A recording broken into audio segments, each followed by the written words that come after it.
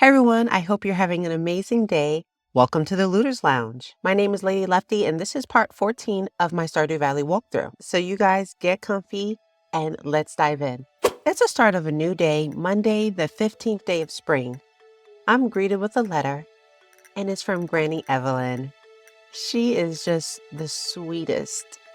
She calls me a gardener, which it's sweet. It's very granny.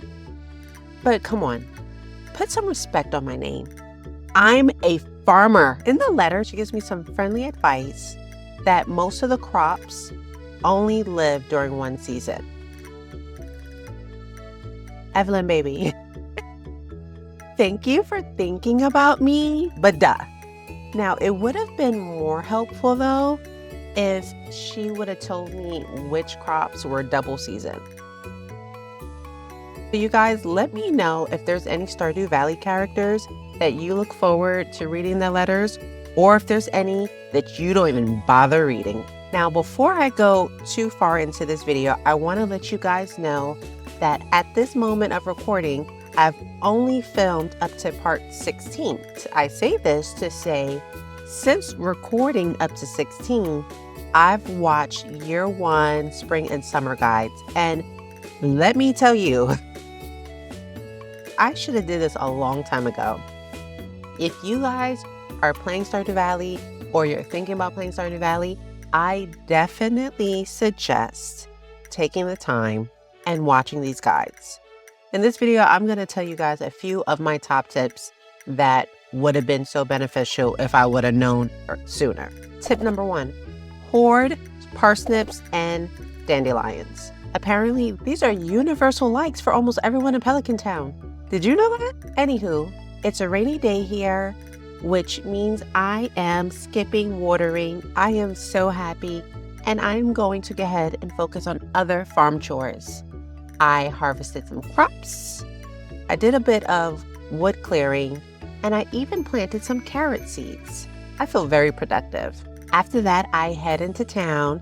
I have some minerals that I want to go ahead and donate to Gunther, but on my way, oh my God, salmon berries! No, but seriously, these berries are everywhere.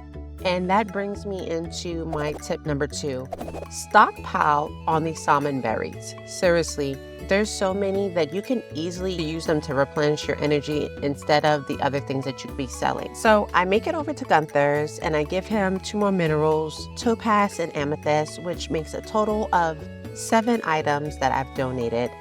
From there, I head to the mountains where I pass Pam, who's apparently hungover. Anyway, once I make it to the mountains, you'll see me like hovering over my bait because I was trying to figure out how to equip my bait to my fishing rod. Shout out to Andy Lives Far again. He let me know that you cannot equip bait to a training rod. Because I can't equip my bait, I'm done fishing. I'm not interested in fishing anymore. So I'm like, okay, let me head to the mines. I go in and I check my journal first to see if there was anything that I needed to do that I should prioritize before the caves. But I just see the quest to find Robin's axe, and honestly, I can care less about finding that axe. So without any further hesitation, I then descend into the deep, dark dungeon. Floor 1, everything starts off fine. I'm collecting copper ore and stone. Floor 2 is also smooth. I encountered some enemies, but I was taking them down without a problem. And yet I hit a snag. My newly upgraded bag is full. Why me? Why? So now I have no other choice but to leave. On my way to now declutter myself, I run into Linus the Leech. I speak to him and I just keep going. And that brings me to tip number 3. If you don't talk to these NPCs regularly, you will gradually lose points that could eventually make you lose a heart with them. Why can't friendships be telepathic and eternal in games and in real life? Real quick, if you guys are enjoying this video so far, go ahead and leave a like and hit that subscribe button and join the Loot Crew. If you've done that already, you're not an NPC in my heart. Now back at my home, I place a houseplant next to my TV. I named him Wilfred, And I'm so happy that I have it. Now my inventory is clear. So what do? I go to fill it back up. I go to the South Forest to forage. And guess what I find accidentally? Robin's axe. And here's a random tip. Sap isn't as useless as I thought. You can use sap to make basic fertilizer, something I definitely will be doing in future parts. So now it's late. I go to bed, and as I'm sleeping, I hear hooting. You don't see anything visually, and nothing seems to happen the next day. So if you guys know, go ahead and spoil it for me down in the comments. Hashtag I'm curious. Now it's the next day, and it starts with a letter again. And this one is from Pierre. He starts off, all nice and neighborly, checking to see if I'm feeling settled in my home. But then he switches gears and he starts advertising his new stock of fertilizers. I get it, Pierre. You want me to spend the money so you can get the money, but couldn't you have spaced it out a little bit? Or you could have even did what Robin did, send me 3 letters in one day. Do you guys think Pierre generally cares and he's really a good person deep down? Or do you think he could care less and he's literally here just for money? I am definitely leaning towards the latter. But besides that, I have a bunch of crops to harvest this morning. And since it's not raining, I have to water everything. But I'm happy to have things to water, which means I'll eventually have things to harvest. I definitely remember my humble beginning. After that, I have a not so bright moment. Let's not all cringe at once. I cut the grass between my 2 tilled plots before buying a silo.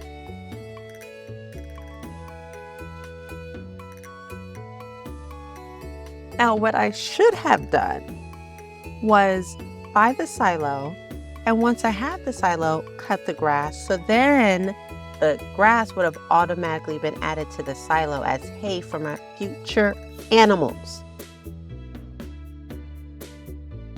Past me could just be so stupid sometimes. After that, I just need to walk it off. I need some fresh air. I need a new scenery. So I head to Robin's to see if she's home so I could drop off this raggedy axe.